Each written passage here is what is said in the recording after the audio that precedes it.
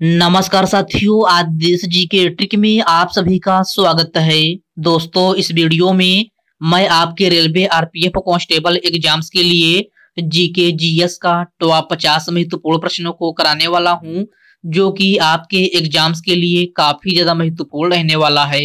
तो साथियों, इस वीडियो को आप बड़ी ही ध्यानपूर्वक एंड तक जरूर देखिएगा। तो साथियों, आज का पहला प्रश्न है, पाला और दशकथिया लोक संगीत परंपरा का संबंध है किस राज्य से है? ऑप्शन है ओडिशा, महाराष्ट्र, केरल और ऑप्शन डी है असम। तो साथियों, पाला और दशकथिया लोक संगीत परंपरा का संबंध है ओडिशा राज्य से है। राइट आंसर ऑप्शन ए हो जाएगा, ओडिशा राज्य से। नेक्स्ट क्वेश्चन है, भारतीय संविधान का कौन सा अनुच्छेद उच्चतम न्यायालय के अनुसांगिक शक्तियों से संबंधित है? ऑप्शन दिया गया है अनुच्छेद 143, अनुच्छेद 280, अनुच्छेद 368 या फिर ऑप्शन डी है अनुच्छेद 140 है। तो साथियों, भारतीय संविधान का अनुच्छेद 140 जो है आपका उच्चतम न्यायालय के अनुसांगिक शक्तियों से संबंधित है। तो आपका राइट आंसर ऑप्शन डी हो जाएगा, अनुच्छेद 140 है। अगला प्रश्न है, निम्नलिखित में से कौन सा वृक्ष उष्णकटिबंधीय कठोर लकड़ी का उदाहरण है? तो कौन सा वृक्ष उष्णकटिबंधीय कठोर लकड़ी का उदाहरण है? तो यह आपका महोगनी का वृक्ष है। राइट आंसर ऑप्शन बी हो जाएगा, महोगनी। ओके फ्रेंड्स, इसको आप अच्छे से जरूर याद रखिएगा। साथियों, वीडियो में आगे बढ़ने से पहले आपसे एक छोटी सी रिक्वेस्ट है, अभी तक आप वीडियो को लाइक नहीं किए हैं तो वीडियो को लाइक कर दीजिए। और साथियों, अभी तक आप चैनल को सब्सक्राइब नहीं किए हैं तो प्लीज आपसे रिक्वेस्ट है, आप जो है चैनल को सब्सक्राइब करके बेल आइकन को जरूर प्रेस कर लीजिएगा। चलिए साथियों, बढ़ते हैं नेक्स्ट क्वेश्चन की ओर। नेक्स्ट क्वेश्चन आपसे पूछा गया है, साइना नेहवाल का संबंध है निम्नलिखित में से किस खेल से है? टेबल टेनिस, शतरंज, बैडमिंटन या फिर फुटबॉल है? तो साइना नेहवाल का संबंध जो है बैडमिंटन खेल से है। राइट आंसर ऑप्शन सी हो जाएगा, बैडमिंटन से। निम्न में से कौन सा तीस्ता नदी का उदाहरण है? तो कौन सा तीस्ता नदी का उदाहरण है? तो यह है आपका जेमो हिमनद है। प्रश्न नंबर 5 का राइट आंसर ऑप्शन ए हो जाएगा, जेमो हिमनद। नेक्स्ट क्वेश्चन है, किसी खेल या शारीरिक गतिविधि में भाग लेने से पहले कौन सी क्रिया कराई जाती है? तो सभी प्यारे साथी इसका आंसर बताएंगे कि किसी खेल या शारीरिक गतिविधि में भाग लेने से पहले कौन सी क्रिया कराई जाती है? तो आपका राइट आंसर ऑप्शन ए हो जाएगा, वार्म अप करना। ओके फ्रेंड्स, क्लियर है। चलिए बढ़ते हैं नेक्स्ट क्वेश्चन की ओर।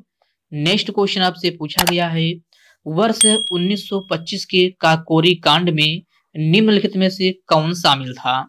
ज्योतिबा फूले, दादा भाई नौरोजी, अशफाक उल्ला खां या फिर ऑप्शन डी है इनमें से कोई नहीं। तो वर्ष 1925 के काकोरी कांड में कौन शामिल था? तो यह आपका अशफाक उल्ला खां था। प्रश्न नंबर 7 का राइट आंसर ऑप्शन सी हो जाएगा। औद्योगिक उत्पादक सूचकांक की गणना कितने उद्योगों संयुक्त मान पर आधारित होता है? तो क्वेश्चन को ध्यान से पढ़िएगा। इसमें आपसे पूछा जा रहा है कि औद्योगिक उत्पादक सूचकांक की गणना कितने उद्योगों संयुक्त मान पर आधारित होता है? तो आपका राइट आंसर ऑप्शन बी हो जाएगा, 8 उद्योग। ओके फ्रेंड्स, इसको आप अच्छे से जरूर याद रखिएगा। आपका राइट आंसर ऑप्शन बी हो जाएगा। नेक्स्ट क्वेश्चन है, गुलाबी क्रांति निम्नलिखित में से किससे संबंधित है? मत्स्य उत्पादन, तिलहन उत्पादन, झींगा उत्पादन या फिर ऑप्शन डी दिया गया है दुग्ध उत्पादन। तो गुलाबी क्रांति किससे संबंधित है? तो यह है आपका झींगा उत्पादन से संबंधित है। प्रश्न नंबर 9 का करेक्ट आंसर ऑप्शन सी हो जाएगा। सामान्य तापमान वाले क्षेत्रों को जोड़ने वाली रेखा क्या कहलाती है? तो आपको बताना है कि सामान्य तापमान वाले क्षेत्रों को जोड़ने वाली रेखा क्या कहलाती है? तो यह है आपका आइसोथर्म कहलाती है। राइट आंसर ऑप्शन डी हो जाएगा, आइसोथर्म। ओके फ्रेंड्स, क्लियर है। चलिए बढ़ते हैं नेक्स्ट क्वेश्चन की ओर। नेक्स्ट क्वेश्चन आपसे पूछा गया है, वर्ष 1824 में कित्तूर में ब्रिटिश सरकार के विरुद्ध आंदोलन का नेतृत्व किसने किया था? तो आपका राइट आंसर ऑप्शन बी हो जाएगा, Rani Chennamma. Okay friends, next question है, नीलगिरी, अन्नामलाई और पालिनी पहाड़ियों में स्थित समशीतोष्ण वन कहलाते हैं। तो नीलगिरी, अन्नामलाई और पालिनी पहाड़ियों में स्थित समशीतोष्ण वन क्या कहलाते हैं? तो यह आपका 16 वन कहलाते हैं। क्या? 16 वन। प्रश्न नंबर 12 का राइट आंसर ऑप्शन ए बन जाएगा। अगला प्रश्न है, क्रिकेट का खेल मूलतः किस देश से है? तो आपको बताना है क्रिकेट का खेल मूलतः किस देश से है। तो साथियों यह आपका इंग्लैंड देश का है। प्रश्न नंबर 13 का राइट आंसर ऑप्शन डी हो जाएगा। बॉम्बे और कलकत्ता में नगर निगमों की स्थापना कब की गई थी? ऑप्शन है 1776 में, 1726 में, 1756 या फिर 1768 में। तो बॉम्बे और कलकत्ता में नगर निगमों की स्थापना जो है आपका 1726 ईस्वी में की गई थी। राइट आंसर ऑप्शन है बी हो जाएगा, 1726 ईस्वी में। भारत के रूल ऑफ लॉ अर्थात विधि के शासन की विशेषताएं कहां से लिया गया है? तो यह आपका ब्रिटिश संविधान से लिया गया है। कहां से? ब्रिटिश संविधान से। प्रश्न नंबर 16 का राइट आंसर ऑप्शन सी हो जाएगा। वर्ष 1859-60 में नील विद्रोह में किसानों की फसल को उगाने से इनकार कर दिए थे। तो आपको बताना है कि वर्ष 1859-60 है, नील विद्रोह में किसानों ने किस फसल को उगाने से इनकार कर दिए थे? तो आपका राइट आंसर ऑप्शन डी हो जाएगा, नील की फसल। ओके फ्रेंड्स, इसको आप अच्छे से जरूर याद रखिएगा। राजनीति विज्ञान में PIL शब्द का पूर्ण रूप क्या होता है? तो आपको बताना है कि राजनीति विज्ञान में PIL का पूर्ण रूप क्या होता है? तो यह आपका पब्लिक इंटरेस्ट लिटिगेशन होता है। क्या? Public interest litigation. तो प्रश्न नंबर 18 का राइट आंसर ऑप्शन ए बन जाएगा। राज्यसभा की अधिकतम संख्या कितनी होती है? तो सभी प्यारे साथी इसका आंसर बताएंगे कि राज्यसभा की अधिकतम सदस्य संख्या कितनी होती है? तो यह आपका कितना होता है? तो 250 होता है। प्रश्न नंबर 19 का राइट आंसर ऑप्शन सी हो जाएगा। भारत के राष्ट्रीय अभिलेखागार की देखभाल कौन सा मंत्रालय करता है? पर्यावरण मंत्रालय, संस्कृति मंत्रालय, वित्त मंत्रालय या फिर वाणिज्य मंत्रालय? तो भारत के राष्ट्रीय अभिलेखागार की देखभाल जो है आपका संस्कृति मंत्रालय करता है। राइट आंसर ऑप्शन बी हो जाएगा, संस्कृति मंत्रालय। 14वीं शताब्दी में मोरक्को का यात्री इब्न बतूता किसके शासनकाल में भारत आया था? तो आपका राइट आंसर ऑप्शन ए हो जाएगा, मोहम्मद बिन तुगलक। 14वीं शताब्दी में मोरक्को का यात्री इब्न बतूता जो है आपका मोहम्मद बिन तुगलक के शासन काल में भारत आया था। तो प्रश्न नंबर 21 का राइट आंसर ऑप्शन ए हो जाएगा। निम्न में से किस राज्य में भित्ति चित्र, जिसे फ्रेस्को पेंटिंग कहा जाता है, एक लोकप्रिय कला का रूप है? तो कहाँ का है? तो यह आपका हरियाणा का है। राइट आंसर ऑप्शन बी हो जाएगा, हरियाणा। नोबेल पुरस्कार कब आरंभ किए गए? तो नोबेल पुरस्कार कब से आरंभ किया गया था? तो आपका राइट आंसर ऑप्शन डी हो जाएगा, 1901 ईस्वी से। नोबेल पुरस्कार किसकी स्मृति में दिए जाते हैं? तो सभी प्यारे साथी इसका आंसर बताएंगे कि नोबेल पुरस्कार जो है किसकी स्मृति में दिए जाते हैं? तो यह आपका अल्फ्रेड नोबेल की स्मृति में दिया जाता है। प्रश्न नंबर 24 का राइट आंसर ऑप्शन बी हो जाएगा। गुड़गांव में राष्ट्रीय बागवानी बोर्ड की स्थापना किस वर्ष में हुई थी? 1984 में, 1982 में, 1976 में या फिर 1967 में? तो गुड़गांव में राष्ट्रीय बागवानी बोर्ड की स्थापना जो है आपका 1984 ईस्वी में हुई थी। राइट आंसर ऑप्शन ए हो जाएगा 1984 ईस्वी में। ओके फ्रेंड्स, क्लियर है। चलिए बढ़ते हैं नेक्स्ट क्वेश्चन की ओर। नेक्स्ट क्वेश्चन आपसे पूछा गया है, वर्ष 1944 में गांधीवादी योजना को किसने प्रतिपादित किया था? तो क्वेश्चन को ध्यान से पढ़िएगा। इसमें आपसे पूछा जा रहा है कि वर्ष 1944 में गांधीवादी योजना को किसने प्रतिपादित किया था? तो आपका राइट आंसर ऑप्शन सी हो जाएगा श्रीमन नारायण अग्रवाल। अगला प्रश्न है, निम्न में से कौन हड़प्पीयपुरा स्थल उत्तर प्रदेश में नहीं स्थित है? तो क्वेश्चन को ध्यान से पढ़िएगा। इसमें आपसे पूछा जा रहा है कि निम्न में से कौन हड़प्पीयपुरा स्थल उत्तर प्रदेश में नहीं स्थित है? तो यह आपका देसलपुर है। राइट आंसर ऑप्शन ए हो जाएगा देसलपुर। साथियों, देसलपुर किस राज्य में है? तो यह आपका गुजरात राज्य में है। किस राज्य में? गुजरात राज्य में। तो इसको आप अच्छे से जरूर याद रखिएगा। आपका नेक्स्ट क्वेश्चन है, भारत को प्रथम नोबेल पुरस्कार किस विषय के लिए दिया गया था? भौतिकी, रसायन विज्ञान, साहित्य या फिर औषधि विज्ञान?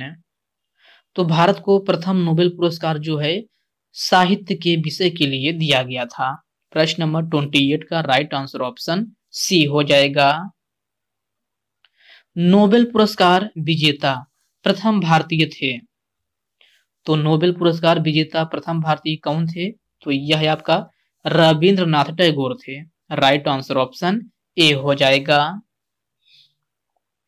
वानर सेना और मंजरी सेना किस आंदोलन से संबंधित है? तो आपको बताना है कि वानर सेना और मंजरी सेना किस आंदोलन से संबंधित है?